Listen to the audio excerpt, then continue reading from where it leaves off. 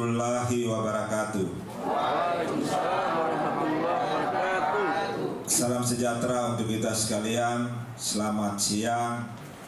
Yang sama-sama kita hormati Ketua DPD PD Perjuangan Provinsi Gorontalo yang diwakili oleh Pak Sekretaris Bapak Haji Insinyur Laude Haimudin MM. Beliau juga sebagai Wakil Ketua DPRD Provinsi Gorontalo. Yang saya hormati Sekretaris DPC bersama pengurus DPC, Ketua Fraksi PD Perjuangan bersama anggota fraksi, Ketua PAC, Sekretaris Bendahara se-Kabupaten Bualemo, para pengurus ranting, kader partai, para simpatisan dan para ibu-ibu yang cantik-cantik dan tetap bersemangat, dan seluruh hadirin yang saya muliakan. Sebelum saya melanjutkan sambutan saya, mari sama-sama kita memokikan salam perjuangan kita, salam khas PDI Perjuangan. Merdeka! Merdeka! Merdeka! Merdeka! Merdeka! Terima kasih Bapak Ibu sekalian yang saya hormati. Tak terasa kita sudah berada di penghujung tahun 2024, dan tak terasa pula masa jabatan DPC PD Perjuangan Kabupaten Bualemo juga akan berakhir di tahun depan. Tentu banyak hal-hal yang kita lakukan, tentu banyak hal-hal yang mungkin di antara kita kader yang senang maupun yang tidak. Di akhir tahun ini perlu saya sampaikan, 2024 PD Perjuangan kembali menang di pemilihan legislatif Kabupaten Bualemo. Pada waktu itu orang banyak menyaksikan sanksi terhadap PD Perjuangan menang pada pileg, karena mereka mengatakan PD Perjuangan menang karena ada kader PD Perjuangan bupati, sehingga PD Perjuangan menang tahun 2019. 2024 Kabupaten Bualemo, bupatinya seorang ASN, bupatinya seorang independen, bukan orang partai politik, tetapi PD Perjuangan 2024 tetap menang di Kabupaten Bualemo. Kemenangan itu adalah kerja kader partai, kerja pengurus ranting, kerja PAC, kerja DPC, dan tentu doa dari seluruh rakyat Kabupaten Bualemo yang diijabah oleh Allah Subhanahu wa Ta'ala, sehingga PD Perjuangan untuk kedua kalinya menang legislatif di Kabupaten Bualemo. Insya Allah 2029 kita akan menang lagi untuk hat-trick ketiga kali. Kemudian pada pilkada kita mengusung kader. Kita sudah berusaha, kader partai sudah bergotong royong berjuang untuk menjadikan kader partai menjadi bupati Kabupaten Bualemo. Tapi Tuhan berkehendak lain, bahwa kita belum beruntung pada pilkada kemarin. Artinya kita kalah di pilkada, tapi kita masih bisa menguasai legislatif Kabupaten Bualemo. Kita masih diperhitungkan di daerah ini, dan kita sebagai kader PD Perjuangan tentu bisa memperlihatkan eksistensi kita bahwa kita masih dicintai oleh rakyat Kabupaten Bualemo. Memenang dan menjadikan kader PD Perjuangan Ketua DPRD Kabupaten Bualemo, masih di kader PD Perjuangan Palu DPRD Kabupaten Bualemo, yang akan menentukan program ke depan, yang akan menentukan nasib rakyat Kabupaten Bualemo. Doakan ketukan Palu kader PD Perjuangan adalah ketukan yang membuat rakyat Kabupaten Bualemo menjadi sejahtera, Bapak Ibu sekalian. Kita tidak bisa sedih, kita harus kuat. PD Perjuangan sekarang kita lihat banyak cobaan, banyak tantangan yang kita hadapi 5 tahun yang akan datang. Kita bisa lihat bagaimana di stasiun televisi, kita bisa saksikan bagaimana di YouTube, Bapak Ibu sekalian. Tetapi yang namanya kader PD Perjuangan, sampai ada seorang anak bangsa mengatakan dia bukan kader PD Perjuangan, tapi apa yang beliau katakan, kalau tidak ada partai PD Perjuangan di Republik Indonesia ini, maka akan terjadi apa di Republik Indonesia ini. Sehingga beliau mengatakan harus dipertahankan, PD Perjuangan harus kokoh, karena hanya partai ini ya adalah satu-satunya partai yang punya ideologi, partai yang betul-betul berjuang untuk kepentingan rakyat. Dan terbukti kemarin seorang kader PD Perjuangan, Ria Diah Pitaloka, dengan lantang menyampaikan menolak PPN 12%, Bapak Ibu sekalian. Itu pun ketika beliau menyampaikan itu di paripurna, beliau diundang oleh MKD. Coba bayangkan, Ketua DPR RI adalah kader PD Perjuangan, tapi seorang kader ini diundang, katanya beliau menyampaikan yang meresahkan masyarakat, padahal itu tidak meresahkan masyarakat. Itu membantu apa yang disuarakan oleh rakyat seluruh Indonesia, Bapak Ibu sekalian.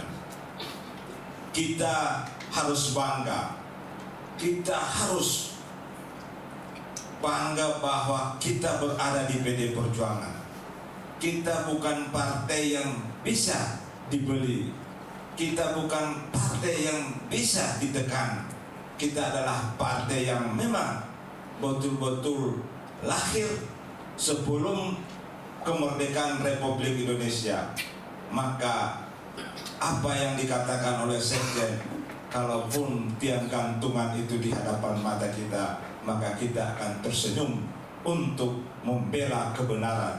Kita tersenyum untuk bagaimana berjuang sehingga partai ini tetap berdiri kokoh, Bapak Ibu sekalian. Bapak Ibu sekalian yang saya hormati, kita hadir di sini untuk apa? Kita hadir di sini untuk bergandengan tangan. Kita hadir di sini bersama-sama memperjuangkan nasib yang sama, memperjuangkan nasib rakyat Kabupaten Bualemo, memperjuangkan orang-orang yang terpinggirkan, Bapak Ibu sekalian.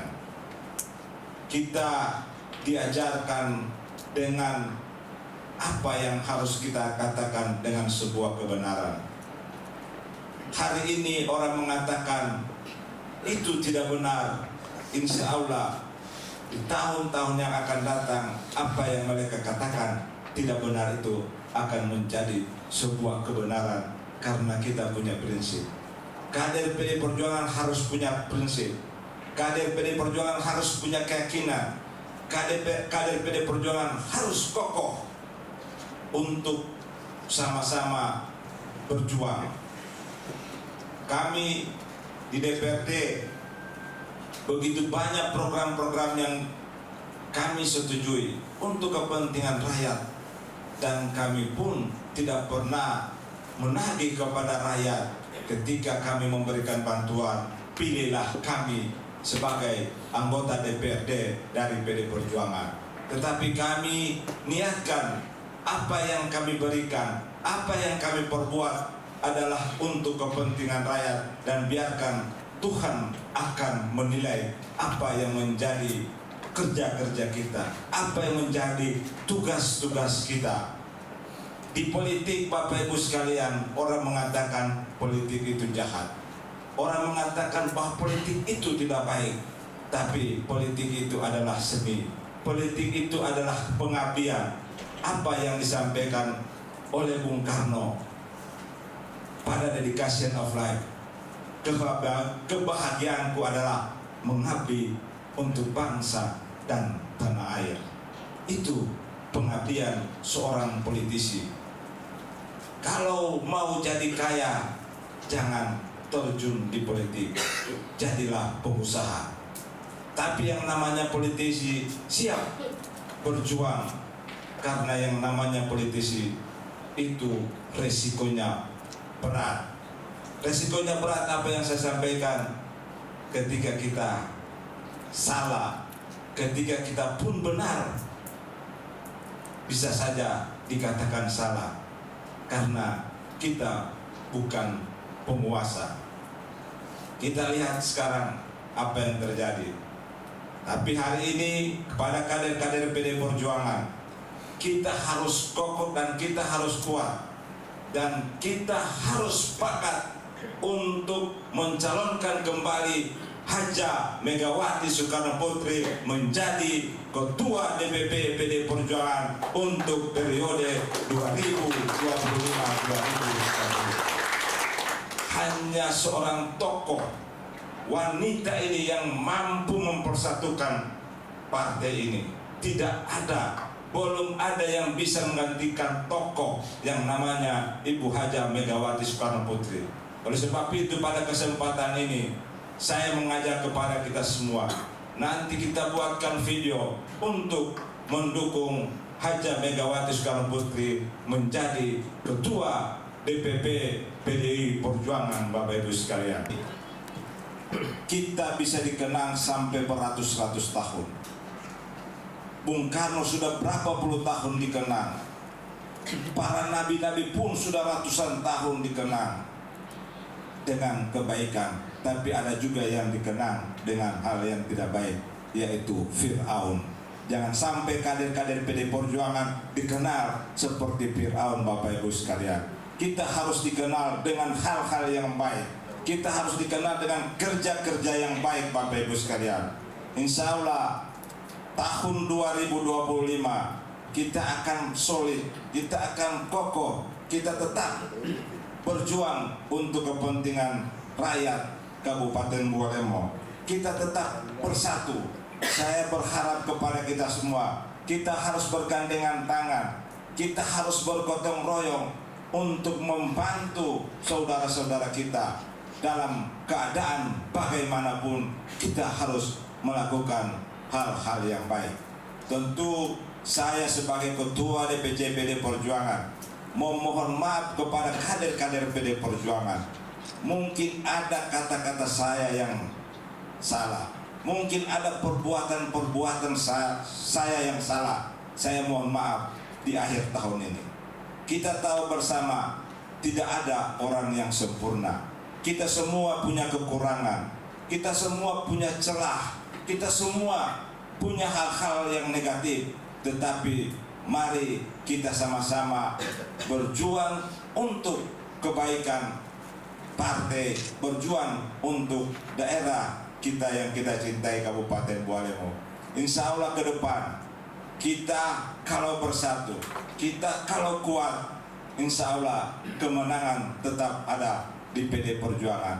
Tentu ini tidak luput dari doa-doa rakyat Kabupaten Bualemo. Ini tidak luput dari apa yang dirasakan oleh rakyat Kabupaten Bualemo. Kita ada di sini karena rakyat. Oleh sebab itu, kader-kaderku sekalian, mari kita bergandengan tangan. Biarlah ada kata-kata yang viral kemarin, biar baku-baku akal, yang penting kompak. Baku-baku akal Jo, yang penting kompak. Tapi kemarin di DPRD saya mengundang TAPD dan beberapa anggota DPRD. Saya bilang silakan itu, tapi saya akan tambah lagi. Baku-baku akal Jo, yang penting jujur. Saya kira ini yang saya sampaikan. Terima kasih untuk kita semua. Dan hari ini juga kami DPC PD Perjuangan ada pembagian untuk saudara-saudara kita. Ini jangan dianggap apa, tetapi ini untuk membagi kepada saudara-saudara kita yang mungkin belum punya kemampuan, sehingga ini jangan dilihat kecil atau besarnya, tapi ini adalah niat baik di akhir tahun yang dilakukan oleh DPC PDI Perjuangan. Kami juga berterima kasih kepada para wartawan. Hari ini sampaikanlah kepada halayak bahwa kami PDI Perjuangan tetap kokoh di bumi Kabupaten Papua Lemo. Terima kasih untuk kita semua. Wabillahi taufiq wal hidayah. Wassalamualaikum warahmatullahi wabarakatuh. Merdeka! Merdeka! Merdeka! Selanjutnya, sambutan kedua oleh Ketua DPD PDI Perjuangan Provinsi Gorontalo, dalam hal ini diwakili oleh Sekretaris DPD PDI Perjuangan Provinsi Gorontalo, kepada yang terhormat Bapak Haji Insinyur Laode Haimudin MM, sekaligus membuka acara pada hari ini. Kepada Bapak kami persilahkan. Assalamualaikum warahmatullahi wabarakatuh. Selamat siang, salam sejahtera untuk kita semua. Yang kami hormati Ketua Dewan Pimpinan Cabang PDI Perjuangan Kabupaten Bua Lemo, Pak Haji Karyawan Eka Putra Noho, sekaligus juga sebagai Ketua DPRD Kabupaten Bua Lemo. Yang saya hormati jajaran eksekutif partai, Pak Sekretaris Bendahara, beserta seluruh struktural partai lainnya. Dijadikan Presiden Republik Indonesia 10 tahun. Anaknya Gibran Raka Buming Raka dijadikan wali kota. Anak mantunya Bobi Nasution dijadikan wali kota Medan. Tapi itu ternyata tidak cukup. Sampai kesimpulan terakhir, dia harus melawan partainya sendiri demi mengejar kekuasaan untuk menjadikan anaknya yang masih belum cukup umur pada saat itu untuk menjadi calon wakil presiden, tapi dipaksakan melalui lembaga Mahkamah Konstitusi sehingga umur menjadi calon presiden wakil presiden diturunkan. Yang harusnya 40 tahun dijadikan menjadi 30 tahun, 35 tahun, sehingga anaknya yang baru berusia 35 tahun lebih sedikit itu bisa mencalonkan sebagai wakil presiden. Ibu Megawati berketetapan bahwa ketika konstitusi, aturan main tentang persyaratan calon presiden yang sudah diatur dalam undang-undang ada yang merubah, walaupun itu lahir dari kader sendiri, Ibu Mega menentang itu karena yang bisa mengamankan konstitusi, yang bisa mengamankan aturan negara ini, itu harus kita semua, Bapak Ibu sekalian. Oleh karena itu Ibu Mega menentang itu, Bapak Ibu sekalian, sehingga kita berbeda pandangan dengan Presiden Joko Widodo. Dan PDI Perjuangan, Bapak Ibu sekalian, ketika ada kadernya yang melanggar aturan partai, apalagi melanggar aturan konstitusi, aturan negara ini, Bapak Ibu sekalian, tidak melihat posisinya dia jadi presiden, wakil presiden, ketika melanggar, PDI Perjuangan berketetapan memecat yang bersangkutan dari kader partai, Bapak Ibu sekalian. Beda dengan partai lain. PDI Perjuangan beda dengan partai lain. Gibran Raka Buming Raka itu tidak mengembalikan KTA PDI Perjuangan. Pak Joko Widodo tidak mengembalikan KTA PDI Perjuangan. Tetapi Ibu Megawati, ketika seseorang itu sudah berbuat melanggar konstitusi negara ini, karena Ibu Mega mengatakan begini, siapa yang mau menghormati konstitusi negara ini kalau bukan kita semua? Kalau Ibu Megawati hanya ingin partai ini besar, sekedar besar, walaupun melanggar, pasti dia izinkan Pak Jokowi untuk minta 3 periode, untuk minta diperpanjang jabatannya. Tapi bagi Ibu Megawati, bukan kepentingan PDI Perjuangan. Kalau yang lain mungkin boleh, wah sudah, perpanjang saja jabatan Jokowi. Sudah, kita rekrut kembali itu Gibran Raka Buming Raka karena dia wakil presiden untuk kebesaran partai kita. Tapi Ibu Megawati tidak mau seperti itu. Ya, ketika seorang melanggar, out dari partai ini.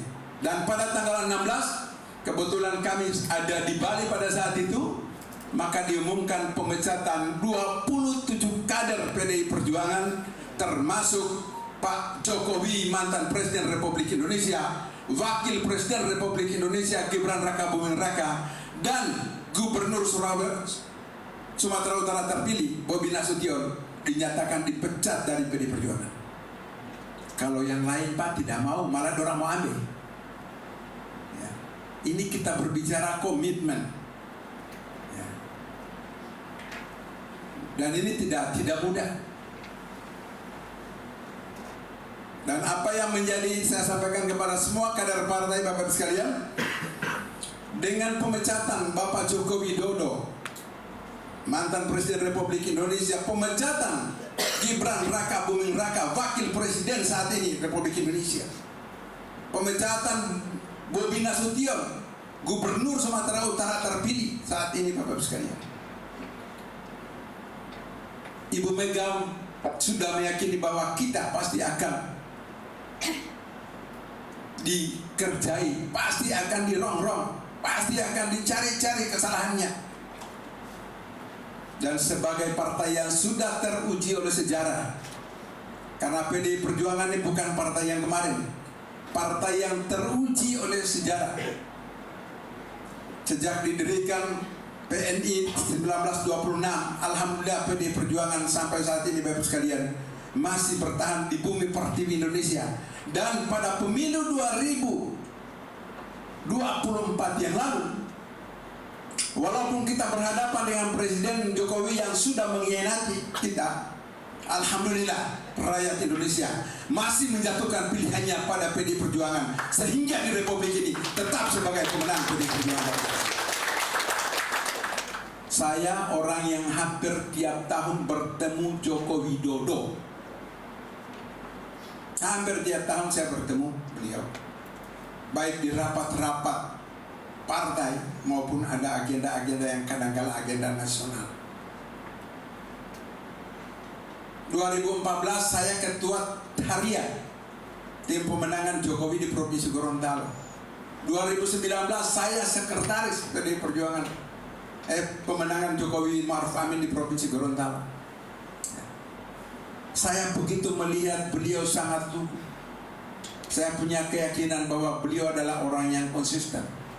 Ternyata terakhir ujiannya Bapak sekalian, mohon maaf, beliau ternyata masih haus dengan kekuasaan untuk memaksakan anaknya walaupun tidak memenuhi persyaratan dengan mengutak-atik peraturan perundangan yang disepakati oleh bangsa ini. Artinya kekuasaan kalau disalahgunakan Bapak sekalian, kekuasaan ini untuk kepentingan rakyat, untuk kepentingan umum, jauh dari kepentingan kelompok golongan, apalagi perorangan dan keluarga. Itu tidak bisa Bapak sekalian. Jadi oleh karena itu pada kesempatan yang berbahagia ini Bapak sekalian, benar apa yang menjadi dugaan Sekretaris Jenderal PDI Perjuangan Bapak Dr. Insinyur Hasto Kristianto, ya, dia sudah mengatakan dia sangat kritis dengan pemerintah. bahwa dia diancam akan ditersangkakan pada saat itu. Ternyata begitu diumumkan pemecatan keluarga Jokowi pada tanggal 16 Desember di Bali, di mana disaksikan, kami menyaksikan pemecatan itu di hadapan Ibu Ketua Umum. Maka 8 hari kemudian, tanggal 24 Desember, Sekjen ditetapkan sebagai tersangka. Hanya dalam waktu 8 hari setelah pemecatan. Sehingga kami harus sampaikan secara terbuka bahwa KPK yang menetapkan sebagai tersangka bahwa ini adalah murni hukum. Tetapi kami berpandangan, PD Perjuangan berpandangan bahwa itu lebih dominan persoalan politis. Kenapa Bapak sekalian? Karena kasus ini itu kasus tahun 2020, 5 tahun lalu, di mana sudah ada penetapan tersangkanya dan sudah ingkrah. Tetapi kemudian ini dikorek kembali dengan kasus suap. Kita tidak menafikan itu. PDI Perjuangan menghormati proses hukum penetapan Pak Sekjen sebagai tersangka. Tetapi di luar itu Bapak Ibu sekalian, PDI Perjuangan juga berpandangan, dan mungkin masyarakat umum berpandangan, itu tidak sama sekali ada kerugian negara karena hanya kasus suap terhadap Harun Masiku, calon PAW PDI Perjuangan, yang angkanya juga cuma sekitar 600 juta rupiah. Bukan seperti kasus yang sekarang ini ada kerugian negara 300 triliun, kemudian dihukum hanya 6,5 tahun. Tidak ada kerugian negara, tapi karena motif politik. Kita katakan KPK mengeluarkan biaya mungkin sudah miliaran masalah kasus ini, tapi yang dikejar kerugian negara nol, Bapak Ibu sekalian. Jadi kita menghormati proses hukum itu, tapi memang nuansa politisnya, nuansa untuk sengaja mentersangkakan Pak Sekjen itu juga menjadi keyakinan dari PDI Perjuangan, Bapak sekalian.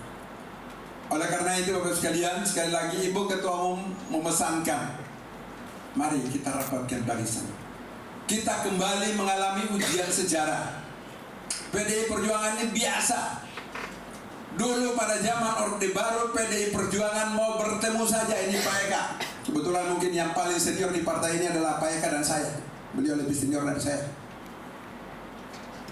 Bagaimana susahnya dulu kami mau bertemu, mau rapat saja PDI Perjuangan dikejar-kejar polisi, dikejar-kejar tentara.